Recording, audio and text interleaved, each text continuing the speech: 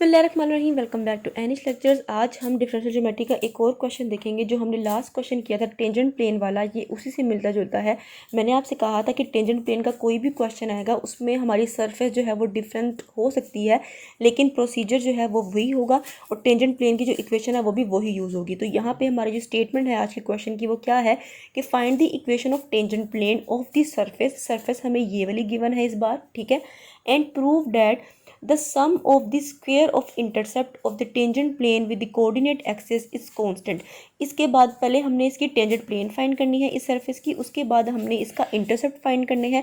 वहाँ से जो एक्स वाई जी आएगा हमने उनके स्केयर लेके उनको प्लस करना है और उसका आंसर जो है वो कांस्टेंट आना चाहिए। ये बात हमने आज प्रूव करनी है, ठीक है। लास्ट जो हमारा क्वेश्चन था उसमें ये था कि हमने पहले टेंजेंट प्लेन फाइंड करनी है, फिर हमने कोऑर्डिनेट प्लेन्स फाइंड करने हैं जो कि इंटरसेप्ट की जो मदद से हमने फाइंड करने थे। उसके बाद हमने बताना था कि जो टेट्राहेड्रॉन है उसका वॉल्यूम कांस्टेंट आता है, ठीक हो गया।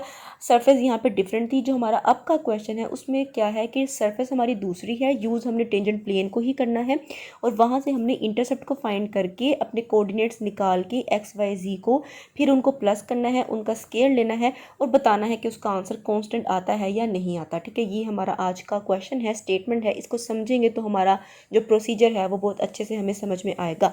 लास्ट क्वेश्चन जो था उसमें हमने क्या किया था कि पहले हमने उसका डेरिवेटिव लिया था, क्योंकि जो है उसके अंदर एक से ज़्यादा वेरिएबल आ रहे थे तो हमने उसको पार्शियली डिफरेंशिएट किया था। करने के बाद हमने अपनी टेंजेंट प्लेन जो है उसको राइट किया था, उसके अंदर वो वैल्यूज पुट की थी। पुट करने के बाद हमने एक्स वाई इंटरसेप्ट फाइंड किए थे एंड देन हमने अपना वॉल्यूम ऑफ टेट्राहेड्रॉन जो हमने बेसिकली फाइंड करना था उसका फार्मूला लगा के अपनी वैल्यूज उसके अंदर पुट करके हमने बताया था कि जो इसका वॉल्यूम है वो कांस्टेंट आ रहा है। इसका मतलब कि जो हमारी सरफेस है वो जो टेट्राहेड्रॉन बनाती है वो कांस्टेंट वॉल्यूम की बनाती है। आज हमने क्या करना है, हमने सारा प्रोसीजर वही करना है, बस हमने एंड पे जो इंटरसेप्ट फाइंड कर लेंगे तो हमने उनको प्लस करके उनका स्केयर करके आंसर कांस्टेंट लेके आना। a2/3 को हम इक्वलिटी के इस साइड पे ले आए हैं तो वो -a2/3 हो गया है। अब देखें तो यहाँ पे इंडिपेंडेंट वेरिएबल्स 3 हैं, इसका मतलब हम यहाँ पे इसको डिफरेंशिएट करेंगे लेकिन पार्शियली डिफरेंशिएट करेंगे।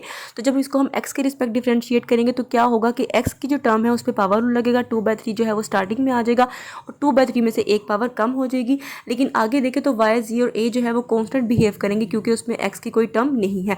सेम यही काम जो है वो y के साथ होगा, जो y वाली टर्म है उस पर पावर रूल लगेगा, 2/3 जो है वो स्टार्टिंग में आ जाएगा और y की जो ऊपर पावर है 2/3 उसमें से एक कम हो जाएगा तो -1/3 आ जाएगा। x z और जो a है वो 0 हो जाएंगे। सिमिलरली जो है हम z की रिस्पेक्ट भी इसको पार्शियली डिफरेंशिएट करेंगे। क्या करना है, हमें जो टेंजेंट प्लेन की हमारी इक्वेशन है हमने उसको राइट करना है, जहाँ पे partial f by partial x है, partial f by partial y है, partial f by partial z है। तो वहाँ पे हमने जो अभी वैल्यूज़ फाइंड की हैं तीनों वो वैल्यूज़ जाके वहाँ पे पुट कर देंगे।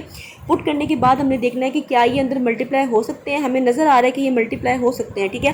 लेकिन उससे पहले हमें एक और चीज़ नज़र आ रही है कि 2/3 यहाँ से कॉमन निकल रहा है। तो हम क्या करेंगे, 2/3 को हम यहाँ से कॉमन ले लेंगे, बजाय इसके कि पहले मल्टीप्लाई करें फिर कॉमन लें, हमने पहले ही कॉमन ले लिया, ठीक है। कॉमन लेने के बाद अंदर सारी टर्म आ गई है इज इक्वल टू 0। मैंने क्या किया है, 2/3 को अगर मैं 0 के इक्वलिटी के उस तरफ लेके जाऊँ तो वो भी 0 हो जाएगा और पूरी टर्म जो है मेरी इक्वल टू 0 आ जाएगी। मैंने यहाँ पे जो है वो लिखा नहीं है, सिर्फ डैश डैश से आपको शो करवा दिया, बाकी पूरी टर्म वैसी की वैसी आ गई, ठीक है। पूरी टर्म जो है वो इक्वल टू 0 है। यहाँ हमें नज़र आ रहा है कि जो कुछ चीज़ें हैं वो अंदर मल्टीप्लाई हो रही है तो हम उनको अंदर मल्टीप्लाई करेंगे। यहाँ पे जो स्मॉल x -1/3 है जब वो अंदर मल्टीप्लाई होगा तो कैपिटल x से मल्टीप्लाई होगा तो कैपिटल x x -1/3 आ जाएगा। जो दूसरा स्मॉल x है उसकी पावर 1 है, तो जब वो x -1/3 से मल्टीप्लाई होगा तो वो पावर्स उनकी ऐड होंगी क्योंकि बेस जो है वो सेम है, ठीक है। उसके बाद सेम यही काम आगे y के साथ होगा और z के साथ होगा, ठीक है। जो स्मॉल y -1/3 है वो अंदर कैपिटल y से मल्टीप्लाई होगा तो कैपिटल y -1/3 आ जाएगा। जब वो स्मॉल y से मल्टीप्लाई होगा तो हमारे पास बेस जो है वो सेम है तो पावर्स क्या हो जाएंगी, ऐड हो जाएगी। सेम यही काम जो है वो z के साथ भी होगा, ठीक है। उसके बाद हम थोड़ा सा सिंप्लीफाई करेंगे। -1/3 + 1 जो है वो 2/3 होता है तो x की पावर 2/3 आ जाएगी, y की पावर भी 2/3 आ जाएगी और z की पावर भी 2/3 आ जाएगी, ठीक है। अगर हम देखें तो -x 2/3 -z 2/3 -y 2/3 जो है वो क्या है कि उनमें माइनस का साइन कॉमन है तो हम क्या करेंगे, माइनस बाहर कॉमन ले लेंगे। अंदर क्या बचेगा, x 2/3 + y 2/3 + z 2/3। और अगर हम देखें तो ये तो हमें नज़र आएगा कि ये तो हमारी सरफेस की इक्वेशन है, ठीक है। और हमारी सरफेस की इक्वेशन हमें क्वेश्चन में गिवन है और क्वेश्चन में वो दिया गया है कि a2 की पावर 3 के इक्वल है। तो यहाँ से इस पूरी टर्म को जो हमने सेपरेट की थी माइनस के साथ वहाँ पे a2/3 आ जाएगा। ठीक है। जैसे ही a 2/3 हम वहाँ पे पुट करेंगे तो ये हमने अपनी equation of tangent plane find कर ली है फॉर दिस पर्टिकुलर सरफेस। क्योंकि जो हमने लास्ट क्वेश्चन किया था उसके अंदर जो हमारे पास टेंजेंट प्लेन की सरफेस की जो इक्वेशन आई थी वो कुछ और थी, तो इस सरफेस के लिए इक्वेशन हमारे पास ये आई है।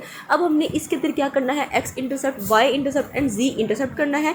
वहाँ से हमारे पास कोऑर्डिनेट्स आएंगे, फिर हमने उनका सम और उनका स्क्वायर जो है देखना है कि उनका आंसर क्या आता है। तो यहाँ पे जब हम पहले हम एक्स इंटरसेप्ट करेंगे तो वाई और जी क्या हो जाएंगे, ज़ीरो हो जाएंगे फोर्थ वाली इक्वेशन के अंदर। तो यहाँ से क्या होगा, हमारे पास वाई वाली टर्म और जी वाली टर्म क्या हो जाएगी, जीरो, और हमारे पास सिर्फ और सिर्फ एक्स की टर्म बचेगी और उसके आगे जो हमारे पास माइनस a 2/3 था सिर्फ वो बच जाएगा, इज इक्वल्स टू जीरो।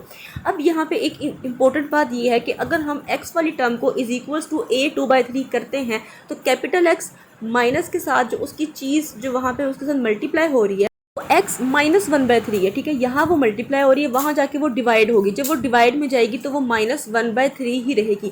लेकिन अगर हम उस डिवाइड को उठा के ऊपर ले जाएं, मल्टीप्लाई कर दें, तो फिर वो जो माइनस होगा वो प्लस में कन्वर्ट हो जाएगा, ठीक है। तो इस तरह से इसका साइन चेंज हुआ है और ये प्लस में चलेगी ये चीज़। तो यहाँ से हमारे पास x की वैल्यू आ गई, इसको हमने नाम दे दिया OX, मतलब कि हमारा ये कोऑर्डिनेट है x का, ठीक है। उसके बाद हमने क्या किया है, सेम एज इट हमने y इंटरसेप्ट फाइंड किया है। उसमें क्या होगा कि जो y की टर्म है वो आएगी, बाकी x और z की टर्म जीरो हो जाएंगी, साथ -a 2/3 आएगा। अब यहाँ से हमने सेम वही काम करना है कि y के साथ जो चीज़ मल्टीप्लाई हो रही है वो वहाँ जाके डिवाइड होगी, डिवाइड में चीज़ जो है वो माइनस में आ रही होगी, x जो y -1/3 होगा। जब उसको हम ऊपर लेके जाएंगे तो वो +1/3 हो जाएगा। तो यहाँ से हमारे पास आंसर क्या आएगा, a 2/3 y 1/3, ये हमारे पास इसका आंसर आ जाएगा। ये हमारा y कोऑर्डिनेट हो जाएगा, ठीक है। उसके बाद हमने क्या करना है, हमने z इंटरसेप्ट करना है। यहाँ से क्या होगा, सेम वही काम होता आएगा कि z की टर्म आ जाएगी, साथ -a 2/3 आएगा, और हमारे पास जो y की और x की वैल्यू होगी वो ज़ीरो हो जाएगी। और यहाँ से हम कैपिटल Z की वैल्यू फाइंड करेंगे। सेम वही काम होगा कि पावर वहाँ जाके जो है, जो चीज़ यहाँ मल्टीप्लाई हो रही है वहाँ जाके डिवाइड हो जाएगी। जब उसको ऊपर लेके जाएंगे तो पावर जो है वो प्लस हो जाएगी, इसलिए वहाँ पे z 1/3 आया। ये हमारे पास तीनों इक्वेशंस आ गई हैं, x की, y की एंड z की, ठीक है। अब हमने क्या करना है, हमने प्रूफ क्या करना था, हमने प्रूफ ये करना था कि जो इनका सम है और उसका जो स्क्वायर है उनका आंसर कांस्टेंट आ रहा है, ठीक है। तो हम क्या करेंगे, इन तीनों को पहले तो प्लस करेंगे, फिर साथ उनका स्क्वायर भी ले लेंगे, ठीक है। तो मैंने यहाँ पे जब इनको प्लस किया और इनका स्क्वायर लिया तो मुझे नज़र आ रहा है कि यहाँ पे a 2/3 जो है वो तीनों में कॉमन है, तो मैंने a 2/3 को कॉमन ले लिया। लेकिन अगर हम देखें तो a 2/3 इन सब में है और सब के ऊपर स्क्वायर है, तो जब वो बाहर जाएगा तो स्क्वायर उसके साथ जाएगा, तो वो 4/3 हो जाएगा, ठीक है। उसके बाद जो टर्म्स अंदर रह गई हैं वो प्लस हो रही है, और उसके अलावा वहाँ पे 1/3 था और उनका स्क्वायर था, तो वो 2/3 हो जाएगा, ठीक है। x 2/3 plus y 2/3 plus z 2/3। अब अगर हम देखें तो जो हमारी सरफेस की इक्वेशन हमें गिवन थी वो क्या थी, x 2/3 plus y 2/3 plus z 2/3, और वो इक्वल थी a 2/3 के। तो हम यहाँ पे रिप्लेस कर सकते हैं a 2/3 से, ठीक है। हमारे पास बाहर जो है a 4/3 है और हमने जो वैल्यू पुट की है वो a 2/3 की है। बेस सेम है, पावर्स ऐड हो जाएंगी। हमारे पास क्या आएगा, a 6/3, और 6/3 जो है वो कट आउट होके हमें 8 स्क्वायर देंगे, a2 देंगे, और a स्क्वायर जो है वो एक कांस्टेंट वैल्यू है। यहाँ से ये बात प्रूव हो जाएगी कि जो हमने अपने इंटरसेप्ट्स का स्क्वायर लेके उनको प्लस किया है उनका आंसर एक कांस्टेंट वैल्यू आ रही है। यही हमने प्रूव करना था। सबसे पहले हमने क्या किया, अपनी टेंजेंट प्लेन फाइंड की है उस पर्टिकुलर सरफेस की। उसके बाद हमने वहाँ पे x intercept, y intercept and z intercept करके अपने कोऑर्डिनेट्स फाइंड किए हैं, और फिर जो हमने प्रूफ करना था उसको प्रूफ किया है कि उनका स्क्वायर और उनका जो प्लस है, जो उनका सम है, वो एक कांस्टेंट वैल्यू आती है, ठीक है। और यहाँ पे मैं आपको डिस्प्ले कर रही हूँ पूरा क्वेश्चन, आप इसका स्क्रीनशॉट ले सकते हैं। मिलते हैं नेक्स्ट वीडियो में, तब तक के लिए अल्लाह हाफिज़।